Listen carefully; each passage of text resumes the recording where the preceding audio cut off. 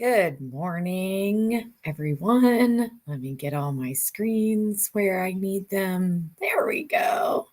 Me for a second. Hello, everyone. Welcome to another episode of the Healing Hour. Hopefully, you enjoyed my down tempo music that sounded a little bit upbeat, like Christmassy. Hello, my dear friend Chasen. I'm so happy to see you in the audience today. Hopefully, I'm going to share something useful. Um, I just saw either on LinkedIn or my social media, Chasen, that you and my spouse have the same birthday. How do I not remember that from last year? December 22nd. It's tricky right around Christmas. But I don't know how I forgot that. What an amazing fun fact for everyone in the audience who does not care. But my buddy Chase and my spouse have the same birthday. And I thought that was pretty cool. And it just occurred to me again. I obviously forgot from last year. Last year's gone. Last year's gone. This year is here. Today, we are going to be talking about some tips and strategies for managing difficult people, family members, or if you are estranged from your family around the holidays. I had Sharon Byrne on, a good buddy of mine, last week, talking about some great things, some of her own personal experiences, and some from her work with clients in gaining skills on how to navigate life and navigate relationships. Got to have my coffee. Oh, I'm not even on the right way. My pink cup, my badass coffee. You know, my pink. I got my holiday sweater on, but pink gives me power. So that's why I have that on today as well. My other buddy in the audience, Andrew, hello. I am well. I hope you are well. Thank you for tuning in today. Let's see. Let me do some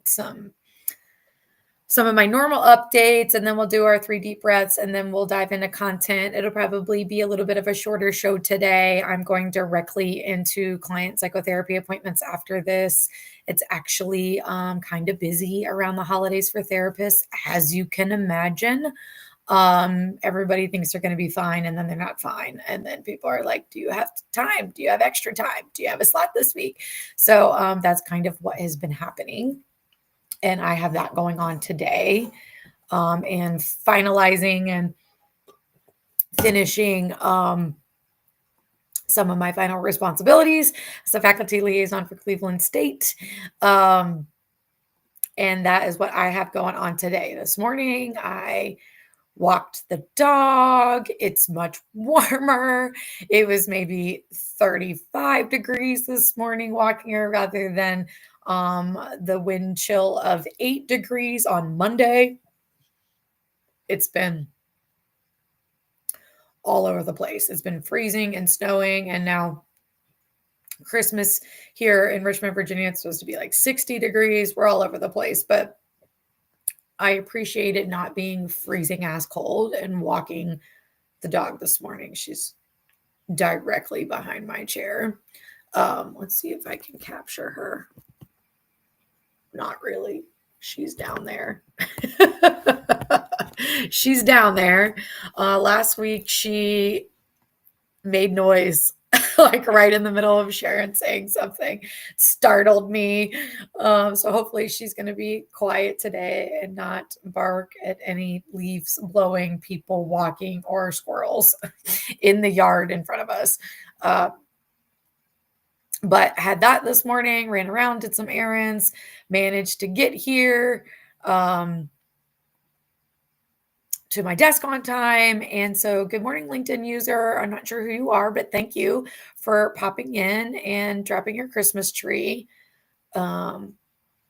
Everybody is, hello, everyone. Yes, Andrew, I know I've been really busy. I haven't been able to connect. Jason says, what's up? More people. Good morning. Good morning. Good morning. Thank you so much, folks, for tuning in today. This sounds like something you guys might need. And these are great reminders for me. These are things I've learned over the years. I'll share a little bit more about my personal situation as I go through some of these things. But let's take our 3 deep breaths and then dive in, since it's going to move through this quick today, guys. Okay. Jason, I can't even, the squirrels need to be addressed. Yes, right? Like, and luckily the little Doxy, like, is usually really quiet. Like, he's not the one making noise up here, but this one will like put her head right up on the windowsill and just wait. And as soon as anything goes by, she's like, no, don't do that. But yes, the squirrels need addressed. Okay, you're making me laugh. I need to take 3 deep breaths. In through your nose, out through your mouth. When you elongate that exhale, it brings over a feeling of calm and balance and in peace in your nervous system, turns down the cortisol. So lots of healing comes from deep breathing. Even if you don't notice it, it's doing a lot of stuff on the inside of you. So here we go. Breath number 1, inhale. Slow exhale. Inhale, number 2.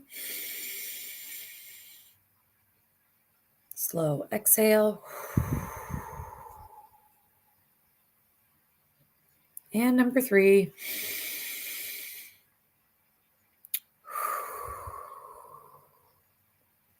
Okay. Restream reformatted my things. Now I have to get back and find my slide deck. Okay, here we are. Sorry, I have a hair. Can't focus.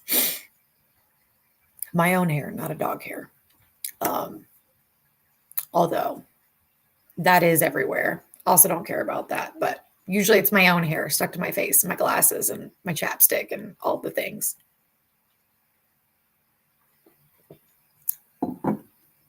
Okay.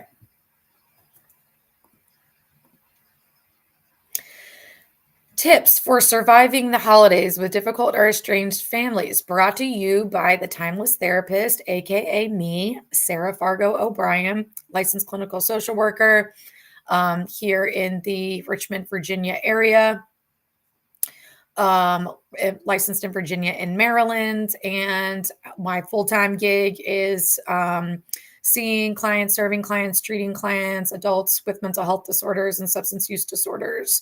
And trauma disorders and responses in my private practice. If you want to find out more about me, go to www.sarahobrienlcsw.com. This is our final episode of the Healing Hour podcast for 2025. And we are going to dive deep into how you survive this time of year. Next week, for those that celebrate Christmas, is the big week. Somehow I think Hanukkah already passed. Some of my Hanukkah friends were posting on social media, and I wasn't paying attention to like what day they were posting that, but I did see that here recently. So maybe that's already happening for you. Maybe it's later this month. Maybe it's around New Year's, whatever it might be, when you usually get together with people. Or don't get together with people because it's difficult. It's usually happening this time of year. So if you're anything like me, it just like brings up a lot. Like, even if you do plan for things for yourself, it can still bring up a lot. So let's dive into what I've lived and learned and can share with you. We're going to be talking about planning, boundaries, listening, and compassion. Starting with plan. So the biggest piece of advice I give myself and to other people is to plan ahead. Plan ahead. Plan ahead for everything. You know yourself. Take some time to think about what you need, what usually happens, who's usually there, what do you usually do, how do you usually feel, what would you like to be different. How can you plan for as many things as you can? Thank you, Jason, for letting me know that today is day 3 of Hanukkah. Happy day 3 of Hanukkah to all of my Jewish friends. How exciting for you guys. So you're going to be over and done before us other folks celebrating Christmas are going to be started. So I hope it's lovely for you guys for the rest of this week in celebrating Hanukkah. Okay, back to planning ahead. So plan for everything. Plan how much you will spend on gifts, how much you will spend on activities. Are you going to go do that wreath making thing for $100? Are you going to go to that light show for $15 a person with everybody? Like, decide what you're doing, how much you want to spend on things. Plan ahead on how you will spend your time, particularly if you have time off. And plan ahead for how you will show up in spaces with others. You can plan for these things. Also, plan ahead for what is okay to talk or share about at these gatherings, either with difficult people or your family of origin or your in-laws or coworkers, whatever situation or holiday thing you might be doing. Plan ahead about like what you are willing to talk about and what is okay.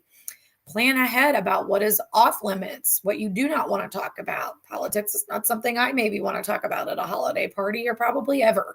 And so I'm just not going to do that. I'm just going to either change the subject or say I'm not interested in talking about that.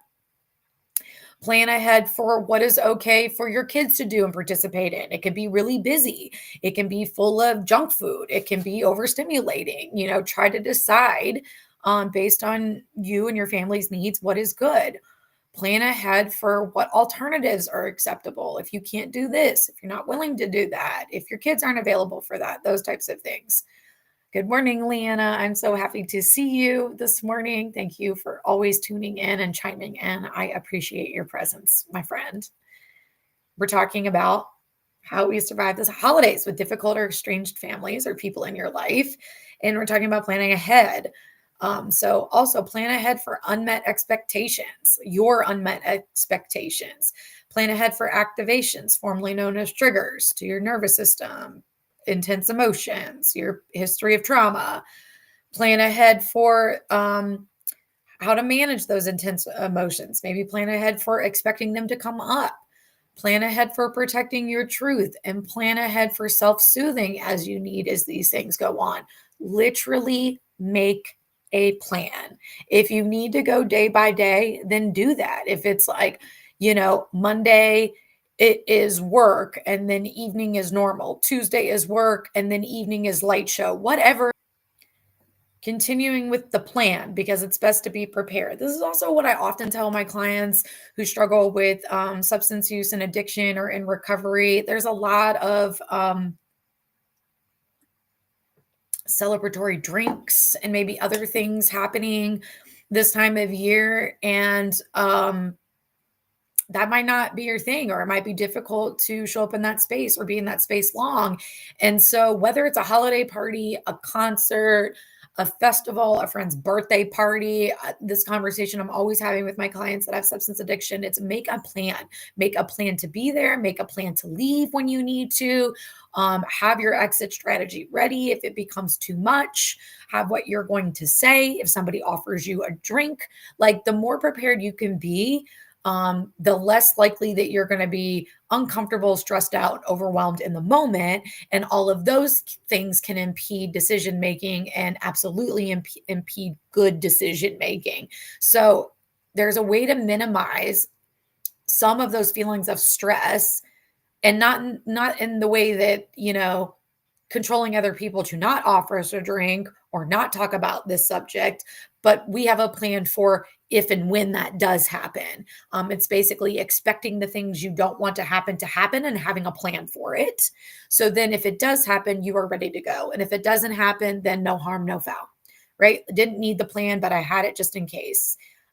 So make a plan in case that person is there, whoever that person is for you. Make a plan in case that thing is said to you again, like, are you going to get married? Are you guys going to have kids? Are you dating anybody? Have you gotten a promotion? Like, whatever. Like, oh, you look like you've gained weight. Like, freaking whatever it is that thing is said again, make a plan just in case it is said. Make a plan in case that topic comes up, whatever one you don't want to talk about. Make a plan in case that activity is suggested. Like I was talking a little bit earlier about drinking alcohol. Make a plan in case people are like, hey, yeah, let's get drinks. You might want to say, I'm not really into drinks. Could we get dessert?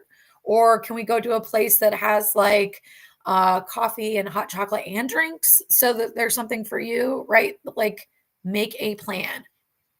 Make a plan in case your partner is unavailable to attend that office party or that family event, to provide support for you. If they're unable to attend or provide support, then you need to make a plan. We saw the little tail down there. Make a plan for yourself in case your support is not available. Make a plan in case you feel overwhelmed. Make a plan in case you don't have food options that work at this party, at this gathering, at this event. Maybe you're vegan and there are not vegan options. Make a plan in case that is the case so that you don't show up to this thing and you don't have anything to eat because there aren't any vegan options. And so you're hungry on top of being frustrated, and then you're not able to show up the way you want to. I mean, I think any of these things can happen and probably has happened to people at some point, and we can avoid our feeling of like overwhelm, activation, or intense emotion by making a plan for ourselves, not based on what other people are doing, but based on what we need. I love this, Jason. He says, I love the plan. That's me. What if you plan and you become surprised or triggered, or it still all goes south? Yes, I'm with you. I make a plan too. And basically, right, like we can't control that. And so if you become surprised or you get activated or triggered or it all goes south, this is sort of like you need to plan out an exit strategy. You need to have a plan for self-care. You need to have a plan for refilling your cup afterwards if something like this has happened and it's drained you. We can't maybe prevent something like this happening, and sometimes we can't plan for it happening, but that's what I'm talking about here. Plan for it to go south and then know what you're going to do for yourself. And then if it doesn't go south, great, win-win, cool, cherry on top. If it does though, you already have your plan. You have your plan for if you're triggered. You have your plan if something happens, right? And it might be like somebody says something and your plan, if you don't want to answer it, is like, hey, can you tell me where your bathroom is? Or like, shit, I left my chopstick in the car. Let me go get that. I'll be right back. Find a way to exit, man. Like, even if you're going to come back in, you're full blown adult. Like, you don't have to tell anybody what you're doing or what you need, or that you're really going to the bathroom to like play a word game on your phone for 10 minutes to recenter yourself. Nobody has to know that. You can say, I'm going to the bathroom, and do whatever you need to do in there. Splash some cold water on your face, take some deep breaths, do some stretching, watch a funny cat video, like whatever it is, make a plan in case those things happen. Have something ready for you to take care of you in case something happens in your circumstance that you can't control, or someone happens in your circumstance that you can't control, and it kicks something up in you. You're welcome, Jason. I hope that's helpful. Make a plan in case your ride has to leave early or they're leaving late and you don't want to stay that late. Make a plan in case you need to ask for help. Sharon was talking about this last week, being in a family member's home that is not accessible for her wheelchair. And if she needs help getting around or getting up the stairs into the house, make a plan for that. Like I said, make a plan for your quick exit strategy if you need that. Make a plan in case you have a bad week and low capacity and like can't show up for those things or no longer want to do them. And yes, Andrew is correct. We have to understand as leaders that not everyone's holiday is the same. Right. And it's not joyous for everyone, and not everybody's even celebrating the same holiday. Absolutely. So in terms of workplaces, of leadership, of communities, of even faith communities where you are a leader, be mindful that not everybody is celebrating, and not everybody is celebrating the same thing. And some people don't feel good at all. More on the planning, because this is where I think a lot of it, where a lot of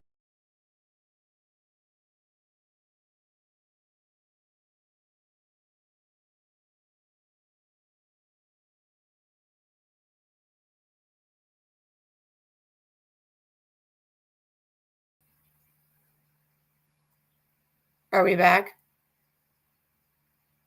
Gosh, I hope I'm still live. My computer said reconnecting.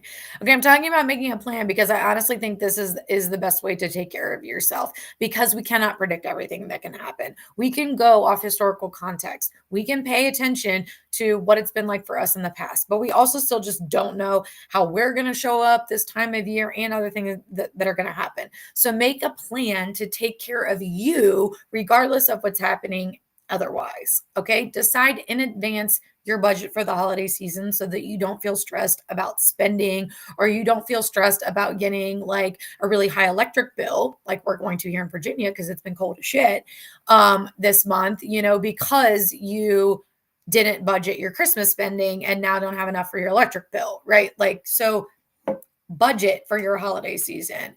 Decide in advance what activities you want to do. Decide in advance what activities you do not want to do.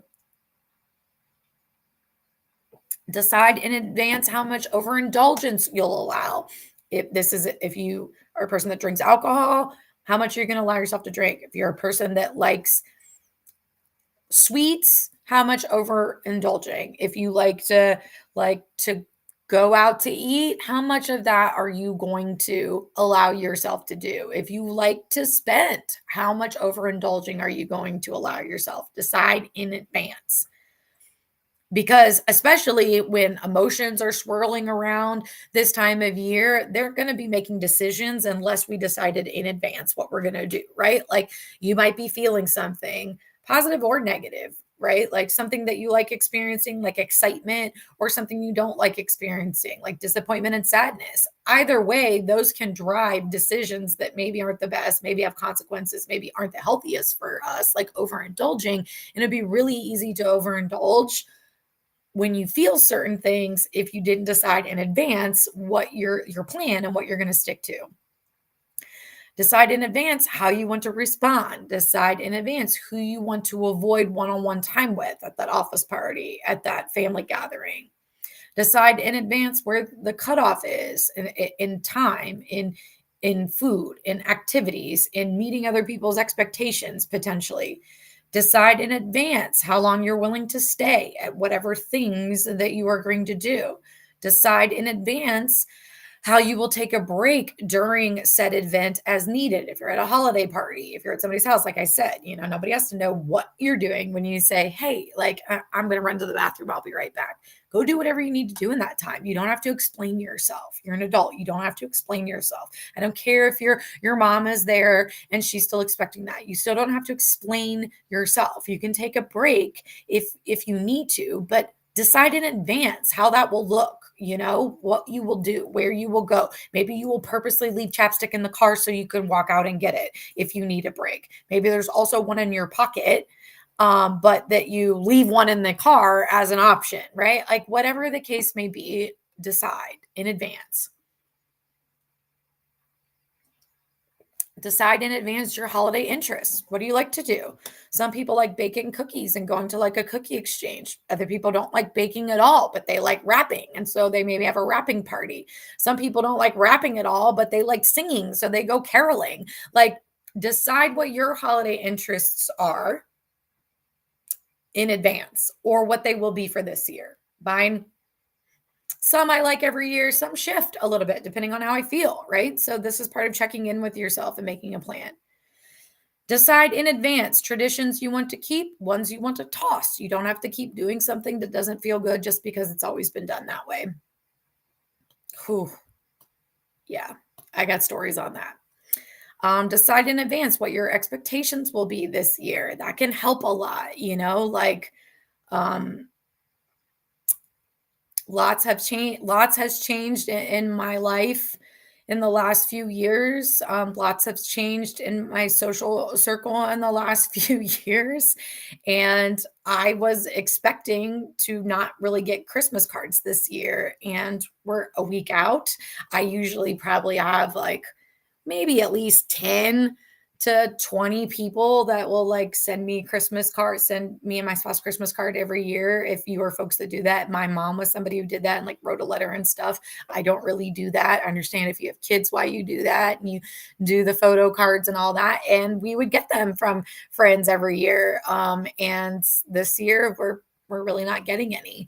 And that's because our social circle has changed. We don't really have a lot of in-person social circle in our life right now. I don't, my spouse doesn't. And so I was expecting to not get Christmas cards this year. It still stings.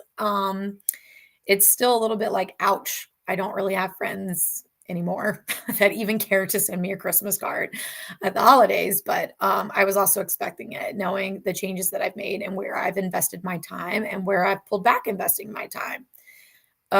Traditions that want to keep for as long as I can remember. On Christmas morning, we've had cinnamon rolls, usually just the Pillsbury kind that come out of the container and whatever. Like no homemade here. Nobody in my immediate family was doing that, but we did have that every year. And that is something that I try to do every year. We get some kind of cinnamon rolls and I have that on Christmas morning. Traditions that I have tossed, getting together with my family. This is something that especially my dad, whom I'm estranged from and have not seen in person or spoke to voice in over 6 years. We did this a long time ago. He wanting everybody to get together at the holiday because this is what families do. And I'm like, no, that's not a tradition I want to keep because it doesn't make me feel good. I do not like these. These are stressful for me. I don't want to participate anymore. So I just don't. And I get invited still every year. There's an outreach of let's get together. And every year I'm like, no, I'm not going to do that. So yeah, it's possible, guys. You might have to deal with your own feelings about that. Fair. I have to deal with my own feelings about that. But it is still a better decision for me at the end of the day to say no. And if that's the case for you, well, then damn it, you need to say no. That's how that goes. No apologies. Boundaries. Hey, Jackie, so glad that you're here. Glad to see you, love. I appreciate you chiming in and joining in.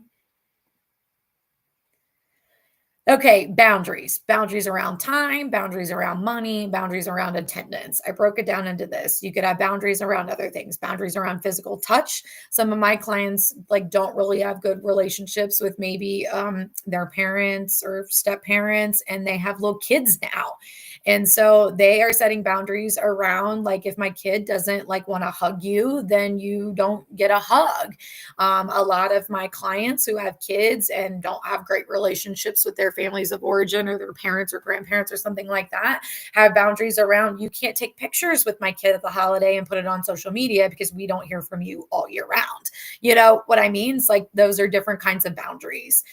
So it's not limited to time, money, and attendance, but think about where boundaries make sense for you. I love hearing about some of these options for my clients or walking them through like, oh, I hate this. My dad always wants to play grandpa of the year once a year, and like take pictures with the kids, post them all over social media, have everybody think that he's the greatest grandpa ever when like, I don't want that. And I don't want pictures of my kid on social media. And I'm like, okay, great. Well, how can we make a plan around that?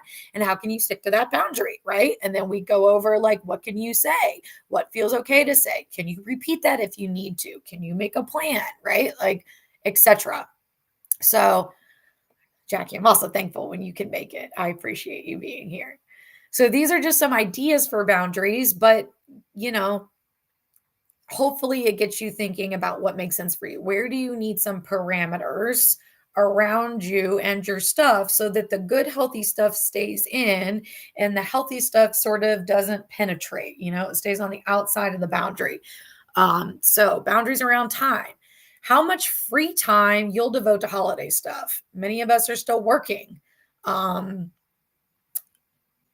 There are many more of my clients that I'm hearing that their jobs are giving them 1 week or 2 weeks paid off. I have never experienced that. Don't now, definitely in the last 10 years of being an entrepreneur, I do not get paid to take off at the holiday. And when I worked in public mental health settings, like We couldn't even take days off around the holiday other than the one holiday that we had because there always had to be coverage because we're providing mental health services and crisis services and things like that. So, time off on the holiday, paid time off on the holiday, not something that I have ever had.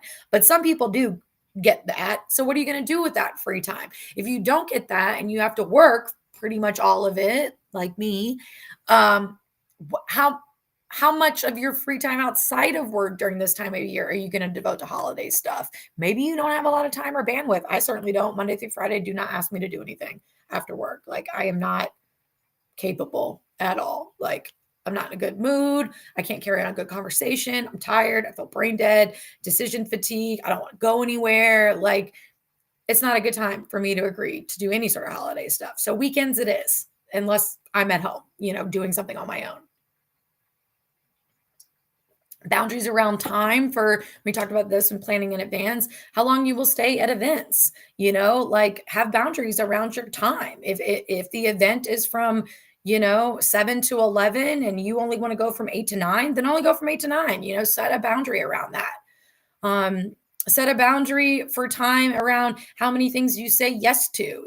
We can easily feel good to be included or invited. We could easily be excited to engage in so many things. And then we can easily be like overstimulated and overwhelmed because we have agreed to too much. Even though it seems fun and exciting, it can still be too much.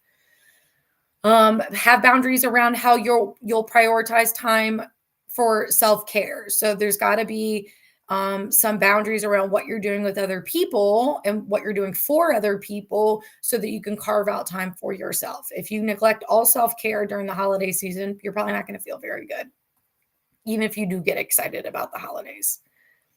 Boundaries around money, how much to spend. We talked about this with planning. Boundaries around who you spend on. Just because somebody I don't know, expects you to cook a meal, give a gift, donate to this or that cause doesn't mean you have to. You can decide.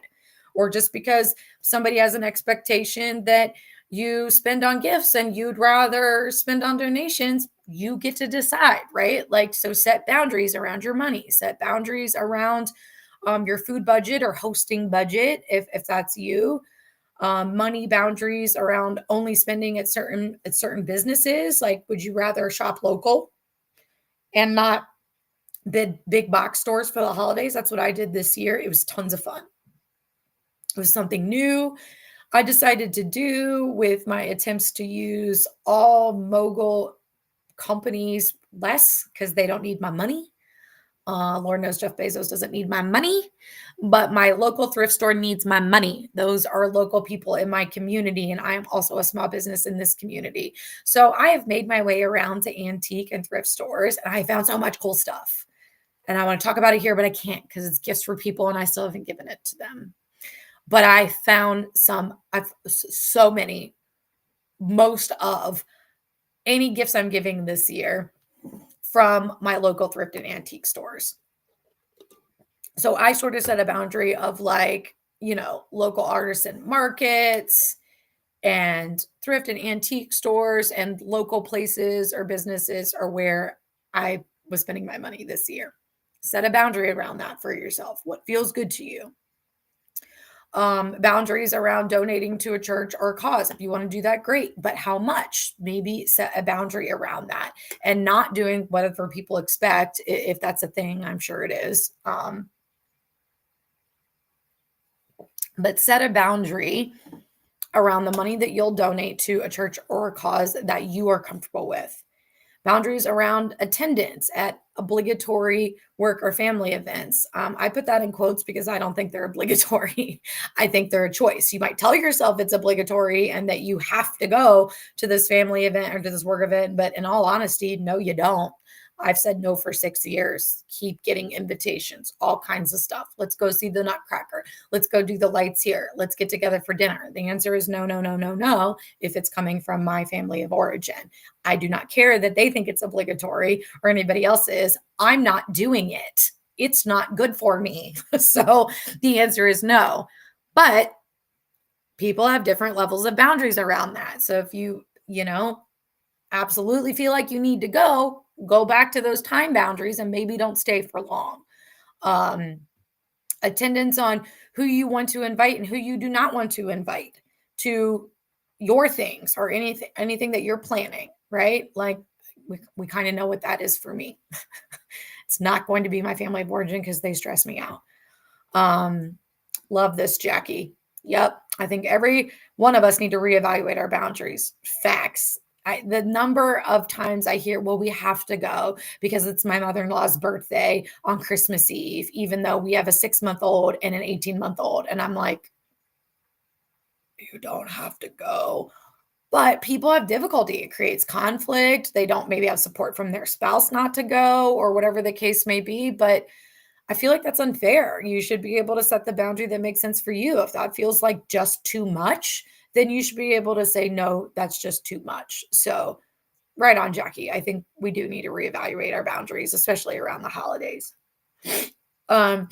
Boundaries for attendance, self-imposed expectations about your attendance to things, right? At these obligatory events, at this office party, at your spouse's office party, like maybe you don't want to go. So for a few years, at my spouse's last place of employment, they had a couple of holiday things, but he had told me some about the owner of his company and his direct boss. And I was like, I don't need to go to that. I do not want to interact with those men. We are not going to get along. And I didn't go. He only went like once or twice. It's not really his thing. So thank goodness he's not like asking me to go, or like really pressing me to go. It's sort of like, you can come if you want. And I'm like, no, I don't need to do that. So do you have self-imposed expectations about your attendance to something? Or do you have unspoken expectations about others' attendance to your stuff? Like, we maybe need to get clear on that. Okay, we're at our third thing. So we're plan, boundaries, listen to your mind and body. Listen to when you feel full, and then stop that overindulgence of eating or eating of the junk if you don't feel good. Listen to your mind and body when you feel tired, drained, exhausted, brain dead. Maybe it's time to rest. It's time to take a break. It's time to leave early, whatever the case. Listen to your mind and body and pay attention to when you need to pace yourself. Like maybe you can't do an event every night the week of Christmas because it's just too much to do and you need to pare down and choose one or two. Listen to your mind and body and trust your own internal compass about what it needs, where to go, how much, etc. And listen to your mind and body in the way of don't neglect self-care. And I've said this before, but it can be easy to be doing for others, thinking about others, showing up for their things, planning your things, and then really just not paying attention to what you need, but we're just doing a bunch of stuff and not stopping to see how it feels. But we need to stop and see how it feels and be mindful not to neglect self-care. What else do we need to listen to? Listen to your past learning, or your past experience learning, like what has happened in the past, how they or that person usually behaves, how you typically respond to this person or to this situation or to this comment, right? Listen to past experience learning and what usually feels like too much. Listen to past experience learning with what expectations you usually have, right? Like, so some things you can make a plan on by listening to what you already know about yourself, what's happened in years past. So maybe reflect a little bit to hear your past learning experiences so that they can inform how you respond or make a plan for the current time around the holidays and what's happening this year. Listen to your truth. And that would be your truth that is right now in this moment. The truth of your past experiences, whether good, bad, or indifferent. Listen to the truth of what your mind and body are telling you, and listen to your truth and what you need, even if others don't need it. Like there's no need to minimize or dismiss what you need this time of year just because others don't need it this time of year. So listen to yourself, to your body, to your past experiences, to your truth. Check in with yourself. What is real and true for you right now in this moment? That can't be taken away, but we need to check in to be able to listen to that. Something I'm doing more this year is this one, this listen to myself one, and listen to my mind and body. Been really good a lot of years about making the plan, still doing well this year to make the plan, right? But that's this can maybe also answer some of Chasen's question from earlier. Like if something happens, then listen to yourself in that moment. So other than making the plan for something to go south and horribly wrong, and I think that that's great, but there's only so much the plan's going to do if like something else is happening in the moment. So use all of your plan, like if you have that, but then also learn to pause and check in with yourself and listen to yourself at the moment and say like, and it might sound something like this, like I plan to go to JoJo's Christmas party on Thursday evening, but it has been a hellish week at work and I am just feeling exhausted. I feel like I need to sleep. I don't want to eat all that junk food, etc. And so listening to yourself, what your body is telling you and what you need is to maybe now decline the offer to go to JoJo's Christmas party on Thursday, or you need to let them know that you have to cancel and cannot attend because you really need to tend to yourself and take care of yourself because that's what you need. That's what I mean, guys. So make the plan, but then pause and drop into yourself to listen to what's happening now and then make a decision in real time based on your truth in real time. That's not wrong. It's not bad. Nothing wrong with you. There's nothing bad about you if you change your plans and your activities based on listening to yourself and your truth in this moment. All right, finally, as get close to wrapping up here, compassion. How to survive the holidays with difficult or estranged families and all that brings up is with compassion, guys. Make a plan for yourself, set the boundaries, listen to your truth and your needs, and extend compassion. Compassion for yourself, compassion for your needs, compassion for your no's. Notice here, I did not say compassion for others. Often I think that's a given, and I often think that's maybe weaponized. Like, it is not just compassion for other people and what they want, need, and expect this time of year. You need to have compassion for yourself and what you want and need and expect this year. And it is okay for you to divert the compassion energy to yourself instead of to others, especially if you usually do it for others and not usually for yourself. That's me. So this year I'm trying to work on this. Compassion for yourself. Be aware of euphoric recall. This is where, memories and nostalgic situations can amplify the positive with these people or circumstances and minimize the negative. Be aware of this. Really try to think about, are you looking at it through rose-colored glasses? And then actually like amping it up, and it's really not a good situation for you to be in. So having compassion for yourself is being mindful of this euphoric recall. Like, oh, it's going to be great when I go meet up with my family. It was always so great when we were kids, and it was really great. And I did that for a number of years. And after a while, I was like, this is not what's happening. This is not great. Like, I am hoping it's going to be great with this euphoric recall, but I'm minimizing the actual negative impact these interactions have. So compassion for yourself means be aware of that. Compassion for yourself. Avoid social media and comparing to others. If you have a struggle with comparing for others, then absolutely avoid social media. Social media is a very amplified version of keeping up with the Joneses. The Joneses used to only be the people that live next door or down the street, and you could see what they have and compare, etc. Now, keeping up with the Joneses is anybody and everybody all over the world, not just the people in our demographic that live around us in our community that maybe make the same amount of income as we do ish in our community, to now carte blanche, super wide, all over the place. It's not good for us. Try to avoid social media. if you have struggle comparing yourself to others. And then also try to be compassionate if you find yourself comparing your situation or your things to others. That happens. Be compassionate. You don't need to beat yourself up for it, but we also don't need to stay in that place. Manage rumination or triggers or activations with healthy skills. This is having compassion for yourself. It's not stuffing it down and saying, like, I can't do anything with this right now. I need to show up to this Christmas party.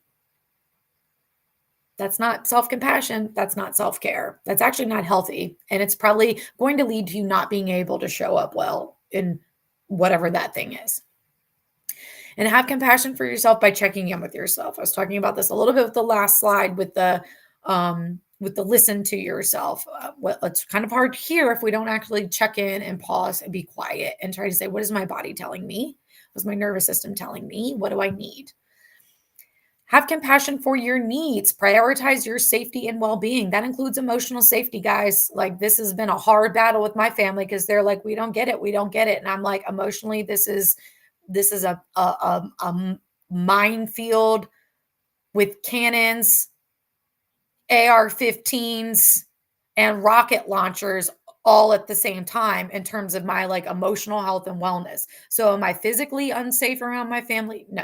Am I emotionally unsafe around my family? 100% yes. And that is enough for me to prioritize my need to not walk into that war zone emotionally, because it is not good for my nervous system, for my mental health, for my physical health, for my wellness. Certainly not good for me trying to enjoy the holiday season. So prioritize your safety and your well-being. Compassion for your needs and developing your own family. This one's always hard for me, and people always say this, but I know it's really helpful for some. I have struggled with this all around. Like, my own family doesn't show up well, and I've tried to develop and create my own family and friends and church communities, and they also just seem to disappear and abandon. And so if your family is difficult for you, then develop your own family outside of that. If friends are difficult for you, then develop your own family within maybe extended family members or your in-laws. This is a little bit more where it shows up for me. I have a better relationship with my in-laws. And then also having compassion for your needs. Don't feel obligated to spend the holidays as one should. This is often something I would get from my family. It's like, well, this is what we do. Families get together at the holidays. And it's like, no, that's not a should. If it doesn't feel good, I shouldn't do that. It's not like, oh, I should do that because that's what we do. No. Like, if you don't want to do that or it doesn't feel good to you, then don't. Find different ways. And having compassion for your no's. And like Jackie was saying, like, reevaluate your boundaries and get clear on that. Get clear on your no's and stick to them this year. Have compassion for your no's and the why for your no's. Again, this doesn't have to be explained to other people. You're an adult. You can say no for whatever reason. No, I don't want to answer that question. No, I don't want to participate in this conversation. No, I don't want to go to that event. No, I'm not going to ask my spouse to come. No, your spouse can't come. No, you can't bring kids here. No, I'm not going to bring my kids. No, I'm not going to drink alcohol. No, I don't want another cookie. Thank you. Whatever it is and your reason, have compassion for yourself so that you can stick with it. Don't make yourself feel bad for saying no. Have compassion for your no's in a way. Keep interactions superficial. If you don't want to talk about these things, that's fine. You don't have to, and you don't have to go into why. Compassion for your no's, things you don't want to do, and new traditions that make the holidays less stressful and more fun or peaceful or happy or joyous or balanced or calm or whatever it is that you were looking for this time of year. Have compassion for the things that you're saying no to so that you can have space for new traditions or things that make the holidays less stressful and more fun. I hope this has been helpful for you guys. Again, as always, you can reach out to me if you want dedicated one-to-one help in this area, either in the psychotherapy space, if you live in Virginia and Maryland, or the skills coaching space, if you live anyplace else in the world. This is something that I can coach skills on that's not considered psychotherapy treatment. We can talk about boundaries. We can talk about coping strategies, and that's not mental health treatment. Although it is part of mental health treatment, it's not exactly the same. And so, if you need help in this area, call me. We can do one-to-one sessions to sort of talk through your specific family situation and what's going on and how you can say whatever you need to say, and we can come up with that together. Some other ways that I and or my services or products can help you manage the holidays well. There's an article on my Medium page where I house all my blog articles. So Medium at Timeless Therapist is where you can find me. Please go follow me there. I'll try to put it in the chat here if I can get it up while I'm doing other things. So the article is When Showing Up for Others Isn't Good for Your Mental Health, and explains why. That would be a good read, especially if you have difficulty setting boundaries or saying yes to too many things or putting other people before you. And all right, it's probably going to go to YouTube, but the Medium article is in the chat. Yes. Okay. And my Medium page that you can go sign up for is I'm sorry, it's not Timeless Therapist on this one. It's at Thrive and Shine CCC, which is counseling, coaching, and consulting. So also on the free resources page on my website at www.sarahobrienlcsw.com, there is a video that's a guided breath practice for recentering yourself. It's less than 2 minutes long. You can use it anytime you need to reset. Love this, Jackie. Yes, emotional safety is so important, and I hope more people make it a priority. So glad you know this for yourself, Sarah. Thank you. Yes, I think it's also probably not talked about enough. And people think just because it's an emotionally unhealthy or unsafe situation that they should make themselves live through it anyways. And that's not how it works in my book, right? Because that has a negative impact on your overall health in due time. More freebies on my website that might help you with difficult or estranged family members or people this time of year is tips for responding to gaslighting. My family's super famous for that. So go pick up that handout on the free resources section of my website. And there's also a free one-pager handout of micro practices for restoring your nervous system. And these are some other breath practices and things, some short practices that you can do to sort of get yourself in balance. You can also go get a more comprehensive digital download, my self-care kit, or the Reclaiming Your Inner Knowing Intuition workbook. Those can be found on the digital products section of my website. Also coaching and consulting services for individuals, businesses, communities, etc. I am your host, Sarah Fargo O'Brien, licensed psychotherapist, specifically licensed clinical social worker here in Virginia. I am trauma informed in every way. I apply those skills to all of my services and offerings, including the design of my products, and that is a thing. I am a trauma informed leader and leadership strategist and champion for workplace wellness and psychological safety. So if you need any help with any of those things, if you're a clinician and you want help with any part of the private practicing or practicing part of that, I can help you as well. So thank you guys. A little bit of announcement here as we wind down for the year and for today. And I go directly into a therapy session. As always, you matter. You are worthy. I appreciate you, Leanna. I think you have tuned in just about every episode all year. I appreciate your presence. Chasen, you've been a big presence on my show, huge supporter. I can't tell you how much you mean to me in my life and help me feel less alone in the world. Thank you, Andrew, for all of your support and steadfast presence on this show. All the other folks that have been able to tune in or catch the replays, I appreciate your presence all year. For next year, though, however, there will no longer be a weekly live show of the Healing Hour. It is just pulling on my capacity a little too much.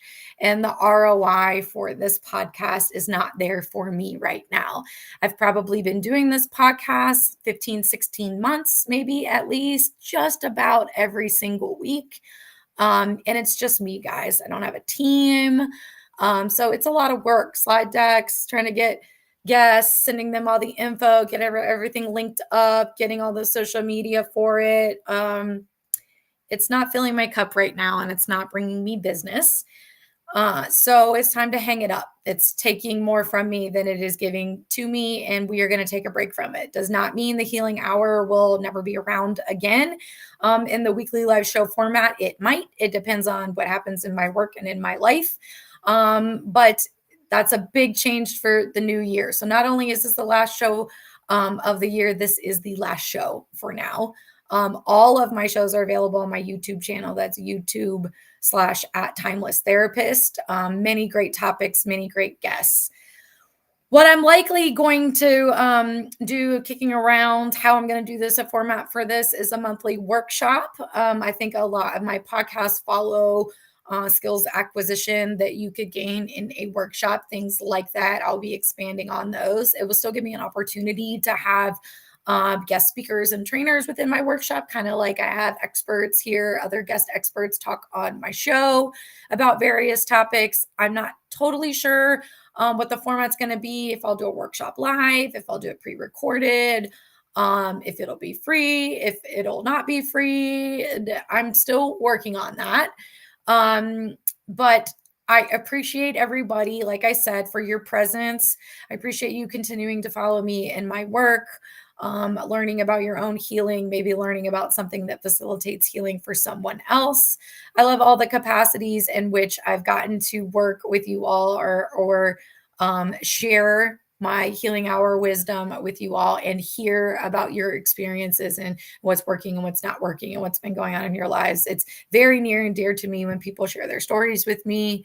And so I appreciate that as I've tried to be open and share my story with you. And stay tuned to what is coming in the new year. I'll still be on LinkedIn. I'll still be posting every day. I still have some things on my Instagram. Might be doing some new things with my creative works, my sticker making, my bracelet making, some of the other things I design. I would love for that to go somewhere because that's a lot more enjoyable for me. And just having to show up, put on my face, be on for this podcast every Thursday is just taking a little too much. And I need a little bit of a break. So I would love any of your input, DM, send me messages. If there's anything that you would like a workshop on, I'm open to ideas. If there are any podcasts out there you want me to come speak on or train or workshop, I'm happy to do that. Please get in touch with me. This doesn't mean I will not be a part of live shows. This just means I will not be producing and putting on my own live show every week. That is the big news, the extra here, all about it. I knew you would be sorry to hear that, Andrew, but we will be able to connect in other ways. I'm so glad you found this helpful today. Jackie, refer some other folks to come take a watch. Thank you to you as well, Leanna. Merry Christmas, Happy Hanukkah, Happy Kwanzaa, Happy Holidays. In whatever way that you celebrate, with whoever you celebrate, with whatever you celebrate, I wish you well. I wish you healing into the holidays and into the new year. Thank you, everybody, for being with me. I will see you doing some new and cool things in 2026. Take care of yourselves. Bye.